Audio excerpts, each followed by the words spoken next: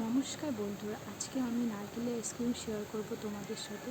তো প্রথমে আমি এখানে অল্প দুধ নিয়েছি, মানে আইসক্রিমের পরিমাণ মতন তোমরা দুধটা নেবে। তারপরে আমরা তাতে গুঁড়ো দুধ দিয়ে দিলাম, এটা একটু গাঢ় হবে এই কারণে। তারপরে ফুটিয়ে নিচ্ছি।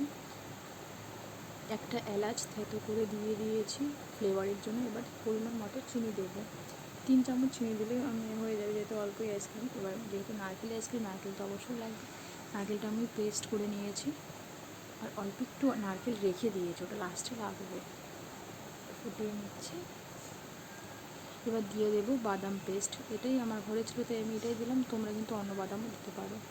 এবার একটা বাটিতে আমি অল্প জল নিয়ে সামান্য অ্যারারুট গুলিয়ে ওই আইসক্রিমটা দিয়ে দেবো। কারণ কি, তাহলে আইসক্রিমটা গাঢ় হবে, তাহলে বেশি ভালো লাগবে। অবশ্যই তোমরা এটা দিও। এবার ব্যাস হয়ে গেছে মোটামুটি, এরকম করে দেবো কিছুক্ষণ, তাহলে হয়ে যাবে।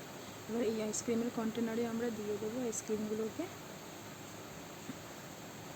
প্রথমে ওই নারকেল রেখেছিলাম, সেই নারকেলটা দেবো, তারপরে ওই ব্যাটারটা দিয়ে দেবো আইসক্রিমের।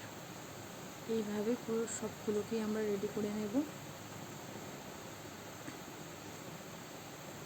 কিছুটা ব্যাটার কিন্তু আমাদের বেঁচে ছিল, তাই আমরা এই কফি কাপে দুটোতে দিয়ে দিয়েছি। এবার ঠান্ডা করে নিয়ে ফ্রিজে রেখে দিলে রেডি হয়ে যাবে। 6-7 ঘন্টা পর কিন্তু এই যে নিয়ে চলে গেছে, দেখো রেডি হয়ে গেছে আমাদের নারকেলি আইসক্রিম।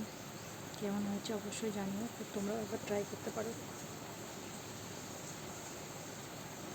আর কফি কাপেরটাও দেখো নিয়ে এসেছি, খুব সুন্দরই হয়েছে, খারাপ হয়নি। তো এটাই আমার নারকেলি আইসক্রিমের রেসিপি। যদি ভালো লাগে অবশ্যই লাইক করে দিও, আর আমার চ্যানেলটি প্লিজ সাবস্ক্রাইব করে দিও। Thank you.